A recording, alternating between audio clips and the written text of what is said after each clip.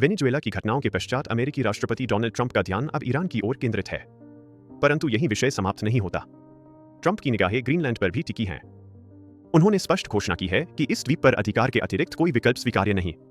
Trump की मांग तो यही है, किंतु प्रश्न उठता है कि स्वयं ग्रीनलैंड क्या चाहता है। ग्रीनलैंड की इच्छा डेनमार्क के साथ बने रहने की है। वहां के प्रधानमंत्री ने घोषित किया है कि यदि उनके राष्ट्र को अमेरिका अथवा डेनमार्क के मध्य चयन करना पड़ी तो वे डेनमार्क का चुनाव करेंगे। कुछ समय पूर्व डेनमार्क ने अमेरिका को चेतावनी देते हुए कहा था कि ग्रीनलैंड पर आक्रमण की स्थिति में डेनमार्क नाटो गठबंधन समाप्त कर देगा। यह संपूर्ण घटनाक्रम का सार है। अब विस्तार से समझते हैं।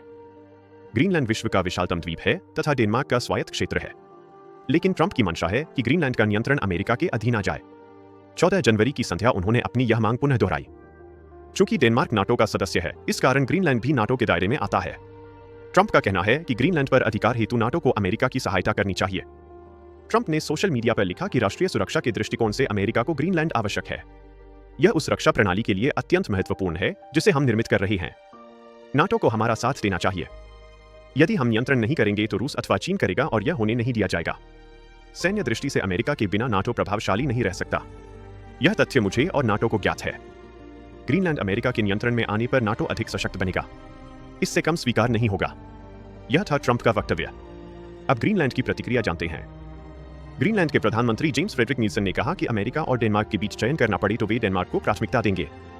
नील्सन के इस वक्तव्य पर एक पत्रकार ने ट्रंप से प्रश्न किया कि आप अधिकार की बात करते हैं, परंतु ग्रीनलैंड तो डेनमार्क के साथ रहना चाहता है। इस प्रश्न पर ट्रंप ने उत्तर दिया कि यह उनकी चिंता है। मैं उनसे सहमत नहीं। मैं नील्सन को जानता नहीं। उनके विषय में मुझे जानकारी नहीं। किंतु यह वक्तव्य उनके लिए गंभीर समस्या उत्पन्न करेगा, अर्थात पूर्ण रूप से आक्रामक रवैया। ट्रंप ग्रीनलैंड चाहते हैं, परंतु मीडिया के समक्ष वहां के प्रधानमंत्री को स्वीकार तक नहीं करते। अब डेनमार्क की बात करते हैं।